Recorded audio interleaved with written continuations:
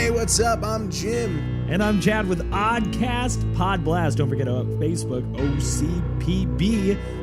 And that's probably where you went to find this show anyway. So, yeah, because that's all we have you. So, anyway, today, to kick off our first show, we want to talk a little bit about UFOs. It seems like we started talking about like ghosts and a whole bunch of different stuff, but everything kind of drew you to UFOs, I guess being from Colorado. Well, there's a lot of, especially like the Colorado, Kansas area. Well, even New Mexico, Nevada, that whole area just seems to have, it's kind of like, the Jersey version, but you've got more UFO stories than you do kind of apparent Jersey, as we've talked about before, with, ghost stories and like, the Jersey Devil. And yeah, so apparently New Jersey is like just everything is haunted. Yeah. It doesn't go the same way for the other 50 states, just New Jersey. It's either that or I'm just completely insane. So anyway, we're talking a little bit about UFOs, and it's funny, I actually just got off the phone with my mother, and she gave me a UFO story like that. So she's seen them, my grandmother's seen them. I think I saw one time, but I couldn't tell you. It's always, and it's funny because that have you ever been like attacked or felt like you were going to be attacked? Like, has a dog ever chased you or somebody come up and threatened you? Oh, of course. You know that feeling you get kind of when you black out and you go into self-defense mode? Yeah. Like that. That's exactly what it does. So when you come across something like this, you're like, when it's done, you're like, what just happened? It's all about the mind. Well, we'll get into that. So I want to first preface this with the last 2 days have just been loading up on UFOs. Because I'm going to be honest, man. I'm into the whole idea of extraterrestrials coming to this planet, and they could possibly be bad. They could possibly be good. We don't really know. Yeah. Or are they like a mirage where they weren't anything at all? Yeah. That's one thing that I've got to thinking about is, how you see like a mirage in the desert? Yeah. Is it possible to see something like when somebody says, oh, I saw something up in the sky? Is that possibly just another form of mirage? And I would love to get more into the science of it. But which, by the way, also to the listener, if you have a personal story, if a friend has a personal story, share it on our Facebook page. We would love to hear what you have to say. Talk about it on the show, whether it's UFOs, aliens, you got a ghost story, is something going bump right next door to the wall in you in the night, whatever. Share it on our Facebook page. We'd love to discuss it on the show. That's part of the reason why we're here. Hashtag OCPB. Follow along on Facebook. And, I guess I want to get into this. Like I said, I could have possibly seen one. I remember vaguely when I was little seeing something up in the sky, and I was like, it's a UFO. And I wasn't fazed by it or anything like that. And I mean, it definitely wasn't a plane, but it could have been anything else. It could have even been like a shooting star, for all I know, which I see all the time over here in Orlando. Oh, yeah. Which I never thought I would see like so often. Well, you wouldn't think about it, but when you get down here to Orlando, like I never realized it, but the sky reminds me so much of home in the sense that it's open. You know how you go, like, I'm sure you see it like in New Jersey, being right there in Jersey, New York, that whole area. Mm-hmm. The sky is probably not something that you generally notice, whether it's buildings, trees, whatever, but you get out it's here. So polluted with light. Yeah, and it's completely open out here. That's one of the first things I noticed when I came down here is I'm driving and I noticed the sky. I was like, I feel like I'm driving in eastern Colorado right now. Right. Yeah. I mean, like you said, New Jersey, you don't really get that often. I mean, you really got to go out into the woods or something like that. And even then, it's not as good as you're going to see it. But still, I thought that like where we work, being there overnight, like doing the things that we do, you wouldn't see that much that often. And what's crazy is you still do. Which you do. Is really you see it all surprising. the time. Yeah. So like I said, I could have seen one. I really don't think I've ever seen a UFO though. But you being from Colorado, which is kind of a hotbed for UFO activity. It seems like it. Yeah. Have you ever seen anything? I've always wondered because I've seen it. The thing is, it's tough to tell. There's a lot of, Air Force military bases in the vicinity, that whole area. So when you look up in the sky, I mean, granted, I've seen a shooting star, you see something that's flying in the sky. There has been a couple of times I've seen something way up there that's been a light. That's definitely not an airliner. That's not something, but if I had to guess, I would just say it's just a jet. more than anything, but it's so high up that you just can't tell. But it's one of those things. There's so many things going on with air traffic that it's just hard to tell. I've seen some pretty cool constellations and shooting stars, but Right? Yeah. I mean, never. that's like all I've ever actually witnessed myself. Yeah. Now I But do have a personal story from one of my uncles. So one of the nights they were I've told you this one before, to where they were driving out, they were checking on an irrigation sprinkler or something, and they got back onto the main road and started heading out. And next to them, not 100 yards away, there was a light, Mhm. and it just kept following them. If they sped up in the pickup, it sped up. If it slowed down, they slowed down. They kept trying to see what this thing was, but then they tried to go over the hill to find it, and it was just gone. Right. It was gone. So, there's some funky, weird stuff. And I know if you talk to people in New Mexico, there's a lot of stories just in that whole southwestern area. And even NASA, I was looking, and there are some like testimonies from some astronauts that have gone up talking about, and this was clear back in the 50s, the 60s, where they thought they were seeing some stuff. Actually, if you look, and I don't know if you saw, I did see it on social media, but it was also like on a news website. But and this was a couple of weeks back, to where they're like, hey, look, the moon's got a tank on it, like they say. Yeah. Do you remember seeing that one? I don't remember seeing that one, but there's been a lot of things from NASA with the moon and all that stuff. I mean, it kind of seems as if maybe the government is hiding something. You never know. You never know. And that's a lot of the theories that come out of these UFO stories is, oh, the government's hiding something. The government is working on new technology. But one of the craziest theories that I'd ever heard, okay, was that the government actually has an alien, or had an alien, or has an alien base, okay, that they correspond with other beings and extraterrestrials. And that's how we advanced so quickly in technology. Well, in technology and in space travel and everything after the Roswell crash. Yeah. So they're saying that being that it crashed there, the U.S. government had it, or maybe still has it, and that's how we advanced so quickly. Well, it's funny, if you want to keep going if you want to go down that road too, you can even think about, okay, you look at the United States, you look at the history of the world. You look at, for thousands and thousands of years, the bow and arrow and the sword, that's what you had. Eventually you had a catapult, you have the Trojan horse, blah, blah, blah. You had all that. But all of a sudden we get into the 20th century, and all of a sudden the computer, well, granted, there were just really smart guys that created the computer, but then they were able to take that and advance it. Mm-hmm. Like they were able to take like a computer the size of a giant room and put it in your hand.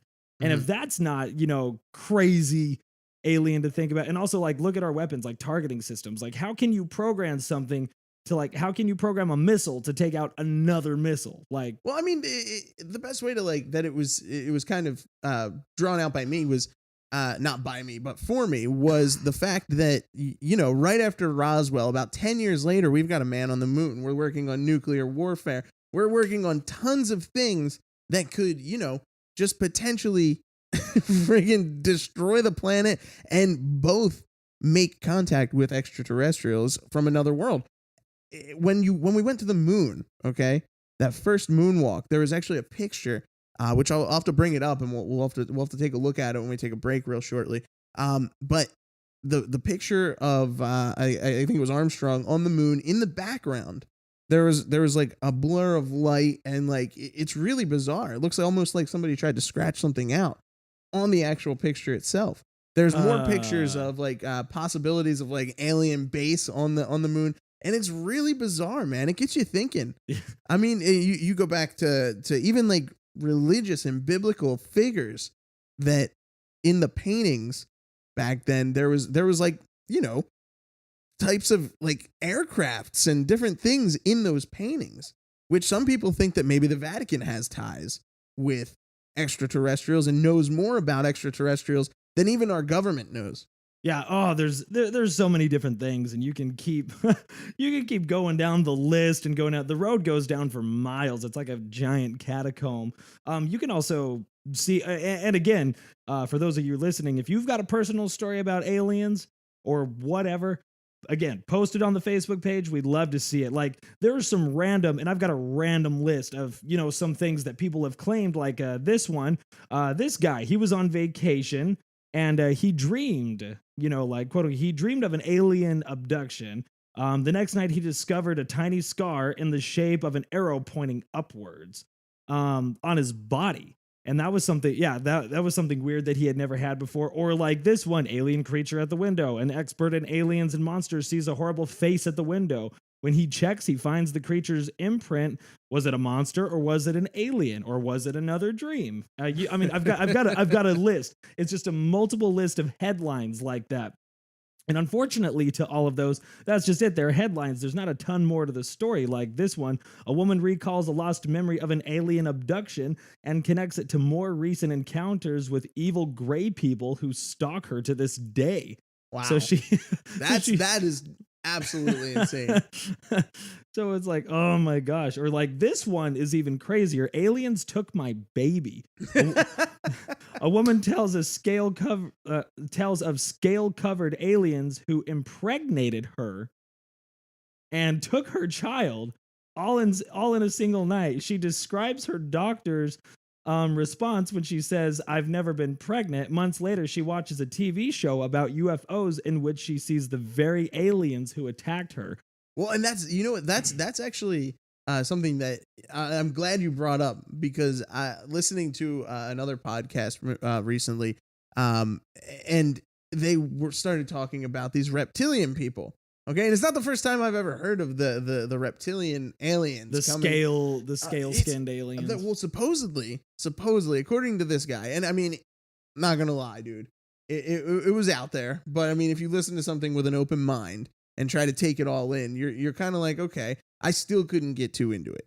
I mean, it was really out there, but apparently there's a reptilian race of aliens, and they don't even live in space. They live underground, and they're already here on the planet, and they're trying to take us over, and it's going to bring on a war and yada yada. And it was something straight out of like Halo. Halo, yeah, exactly. Halo. If only they weren't out anything. Yeah, that's exactly. It sounds like that genre, but right there. That's not the only. So people actually claim and think that a lot of celebrities and people who are like, big in Hollywood, whatever, are these reptilian aliens. That would explain some of them. I mean, I'm not gonna lie. Like there was Kim a video. Kardashian. There was a video of, I want to say it was Justin Bieber doing a performance, and I'll have to pull it up on YouTube. We could probably find it in like 5 seconds. Yeah. But Justin Bieber doing a performance, and you see his eyes blink, and like they would like have that second eyelid or something like that would come in like 2 seconds later, and like you look at it, people would watch it over and over and over again, and we're like, man, this is crazy. Like, but like then you start to get to thinking, you're like, all right, this can't be real. This is a joke. But you get to thinking, you're like, what if it is real? Funny. It's so much of it goes to your head. I mean, look at other crazy people. Jim Carrey. Look at Jim Carrey. The guy's nuts and people love him. But that's the thing, is like, I mean, you can't really tell, especially with technology these days. Like, we could literally sit here and make a video where we're both vampires. We have vampire fangs, and you just look like you went out and sucked blood or something. Oh yeah, you can make a video with your phone and edit it on your phone. Turn my eyes red and give me devil horns. You can do, like, whenever I see something like that and it's a conspiracy thing, I'm just like, yeah, no. Well, you write it off, but like, we write off everything. What about the one time that it wasn't edited? We write off everything anymore. So why? I mean, that can't be completely untrue at some point. There's got to be somebody out there who knows a little bit more than we know, and there's just so much going on. But I mean, like, the list goes on. I mean, it's not just Justin Bieber. Like, there was one with Obama giving a speech, and like he had the reptilian eyes, and there was like, it just kept going down the line of like just different famous people, and like you're like, wow, this could be a thing, And yeah. For as crazy as it sounds, it could be a thing. But there's a lot of other different stories and different theories out there, especially when it comes to UFOs. Roswell, you said you know a guy who works for the U.S. military who will not disclose where he works or what he does. It's more like that. I wish I could talk to him some more to try to get some more, not specific, but general details in kind of the work that he does. Cause then that would give us something really good to talk about. It's like, it's my dad's best friend. And I would love to talk to him next time I see him, which who knows when that'll be, but it would be really interesting. Cause apparently that's and I called my dad the other day just to ask him. I said, hey, does Roy, work in this? And he's like, oh yeah, but he really can't really say much of what he does. And so I'm like, okay, well, maybe he could give us more of a light general whatever it could probably be. not. But there's probably who knows. Yeah. But there's also other stories of apparently and I'll just name names. I won't unless you want me to. I can read the quotes or the story from like guys like Major Gordon Cooper, who on May 1963 he shot into space. He was shot into space in a Mercury capsule for a 22 orbit journey around the world. Wow. And I guess when he was up there, he saw some crazy, interesting stuff that had him wondering. But it wasn't just him. There was Major Gordon Cooper, Donald Slayton, Robert White, Joseph A. Walker. There's just a bunch of different guys that have claimed, and there's even a couple of pictures. Like I've got a couple right here in front of me that they were actually able to shoot. And if you look at that, it's like a bright light that was taken from what I would assume is the space capsule somewhere right before it got completely out of Earth and got to where it was orbiting Earth. If you kind of look at that. Yeah, I mean, that's actually, it says it's a UFO. Now, we'll have to share some of this to our Facebook page so our listeners can check it out. And it'll all be up there, pictures, stories, a whole bunch of different accounts. And we want to hear from you as well, so hit us up with your own stories. One of my favorite theories in this all, okay? So, take it back to Roswell. Everything crashes. You gotta figure it's right after the war. Everything that happened in Roswell. Right. And it's not out of the theories, especially since where we fall there in New Mexico, that this could be Japanese invasion still. So one of the theories is that the Japanese were actually the ones that crashed in Roswell. And if you go back and look, there's a lot of things saying that the Japanese were used in different military experiments. They were used like they flew their balloons. And the one that was crazy, so they had these giant balloons, okay? Right. I'm trying to explain this the best that I can. So they had these giant balloons where they would transport Japanese military, just soldiers and everything over in these giant balloons, which, I mean, back then really looked like a UFO or something. It's not something normal that you would see. Well, yeah, you wouldn't just see a random. You don't just see a giant balloon roll up and you've got a bunch of people walking off of it. No, and so they needed smaller people to be in these balloons. So there were these smaller Japanese soldiers, and that they would send over in these balloons, and they would go and apparently one of them popped. That was the Roswell one, and it was a huge crash. The bodies came back to Area 51, and the survivors were obviously used for experiments. And the list goes on. The bodies that they found obviously may have looked different from an American body, obviously, because we all know that there's a difference between like an American looking feature or a Japanese looking feature. Yeah, and a lot of the features that the bodies were giving that people were saying looked alien, looking back at them, actually could have been Japanese in just a smaller body.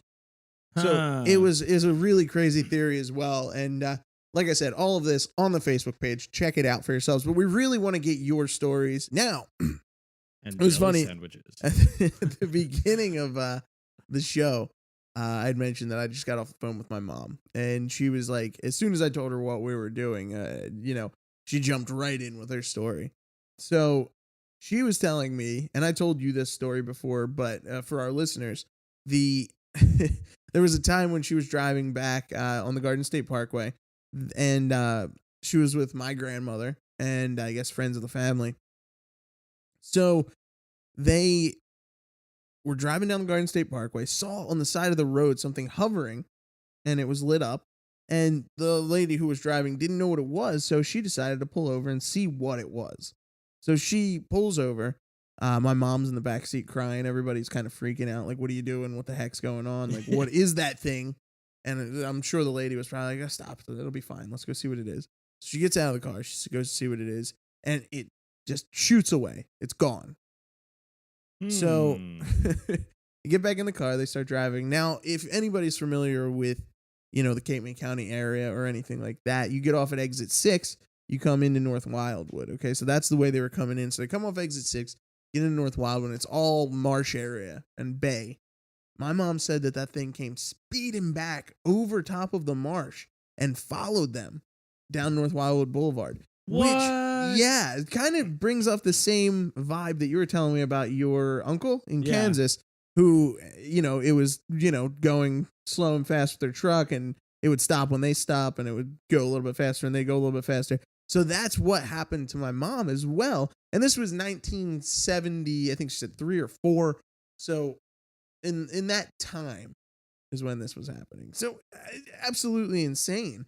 But I mean, me being from North Wildwood, I never, was like, oh, North Wildwood, hotbed for UFO activity. It was just something that happened. Yeah. You know what I mean? But I don't know.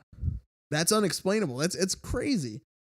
I mean, we do have a Coast Guard base, though, in Cape May, which is only, 10, 15 minutes away from North Wildwood. And the helicopters that the Coast Guard have are generally these giant, bright, but at the same time, I don't picture one of the Coast Guard choppers going, oh, let's screw with these people right here. I mean, but then again, you are only human.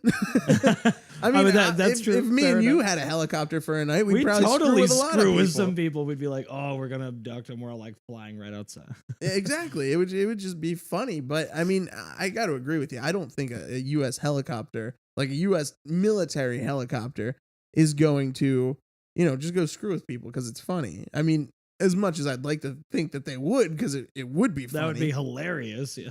Yeah, I just don't think it's likely. Right. Yeah. But another story was from somebody that I know. I'm not going to mention their name because I know they're not too fond of telling the story, but I have to tell it because it's kind of blew my mind. Yeah.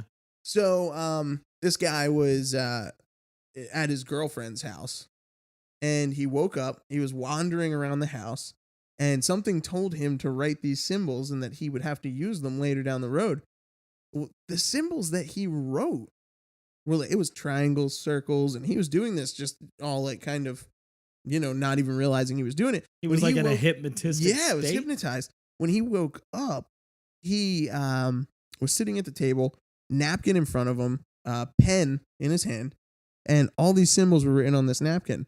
And he didn't know what the heck it was. And I mean, he recalled it, a little bit later, but he swears that he was abducted by aliens.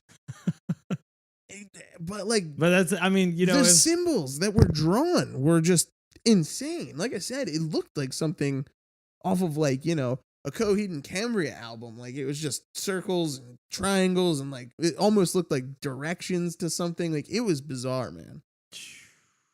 And if you go back and look at ancient history, a lot of the hieroglyphics and stuff like that looked like that. Well, yeah, and they had, they used basic shapes like that too: triangle, square, circle. That seems like those tend to be the three main shapes that a lot of, that when you look at some of the symbols and stuff, the circle, the triangle, and the square were kind of the main shapes that they used for. Well, I mean, how many other shapes are you going to use? You get into polygons. They're drawing pixels. Yeah, right. They're drawing pixels and, oh shit, what are those? The hexagons, decagons, and yeah. You start getting into some weird shapes. I mean, I've never seen a hieroglyphic rhombus. I'm just saying. That's true. That's true. So here, well, we're still kind of on the UFO subject here, and before we kind of wrap up the show as we're getting a little bit closer towards the end, going back to NASA. So, everybody knows who Neil Armstrong is. And if you don't know who Neil Armstrong is and Edwin Aldrin, at least you have heard the name, that, he's an astronaut, went up in July 1969.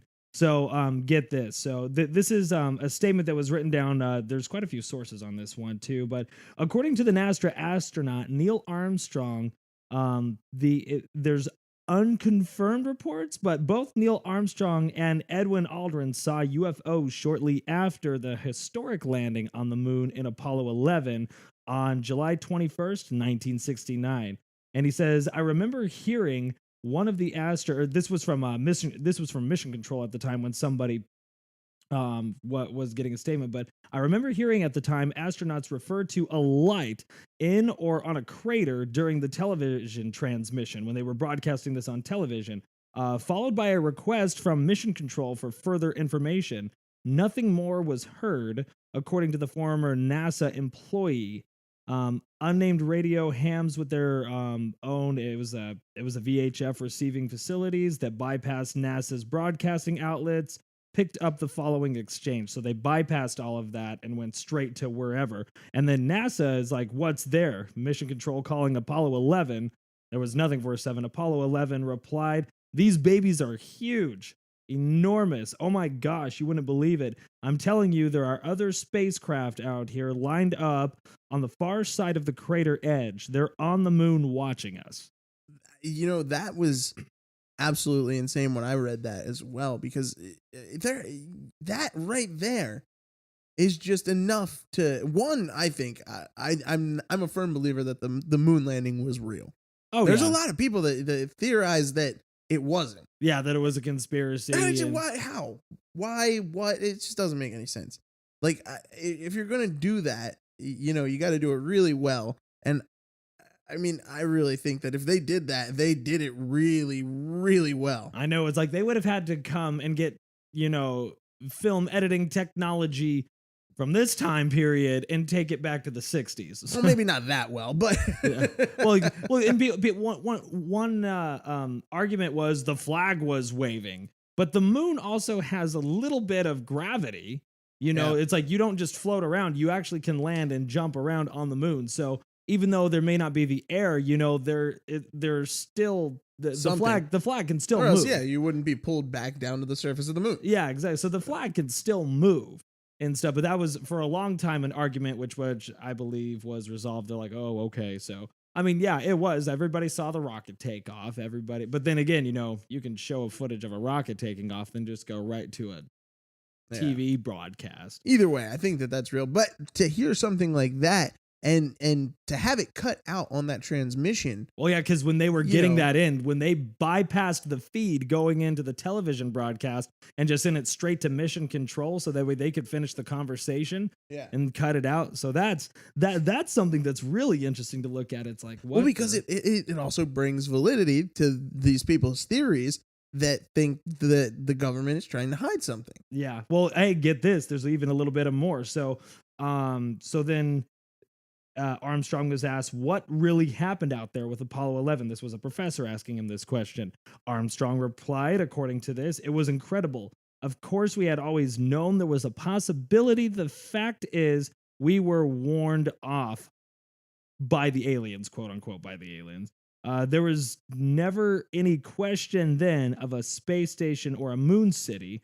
The professor asked, how do you mean warned off? Armstrong says, I can't go into details except to say their ships were far superior to ours, both in size and technology. They were big and menacing. No, there is no question of a space station.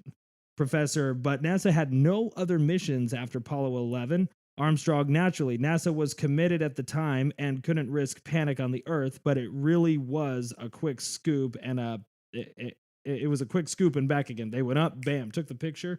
And they were gone. Yeah. And if you look kind of where the picture was taken, you can see a reflection of something in his face mask. It's you can't really tell, but there is something clear off in the distance back there that you can't tell what it is. But it's interesting. But then again, with all the equipment they brought up with them, you know, that's not be anything. Yeah, exactly. That's not enough. And that's really interesting that they would keep that a secret. But yeah, panic on the Earth, and especially at the time, because it seems like the 50s, 60s, 70s, 80s, it was all about aliens and science fiction at the time. I mean, look at movies like Back to the Future when Marty McFly goes back in 1955. Yeah. I mean, science fiction was huge back then.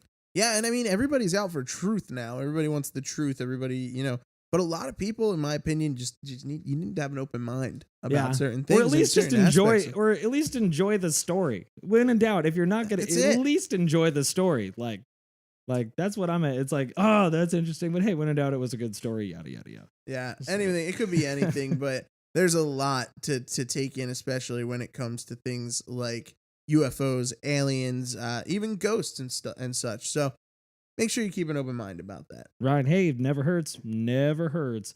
All right. And finishing off, one more quote from the NASA. This is from a gentleman by the name of Scott Carpenter. At no time when the astronauts were in space were they alone. There was a constant surveillance by unidentified objects. So who knows? You never know. It's interesting to think about. It's fun to think about. And hey, if you have stories, if you have personal stories about whatever, UFOs, ghosts, etc., we've got a lot more topics coming up in the near future, and we're sure looking forward to hearing your stories too. So you can go to our Facebook at #OCPB. That's Facebook, Oddcast Podblast, #OCPB. That's right. As for me, Jim, and Chad, of course, you can catch us next time right here on Oddcast Podblast.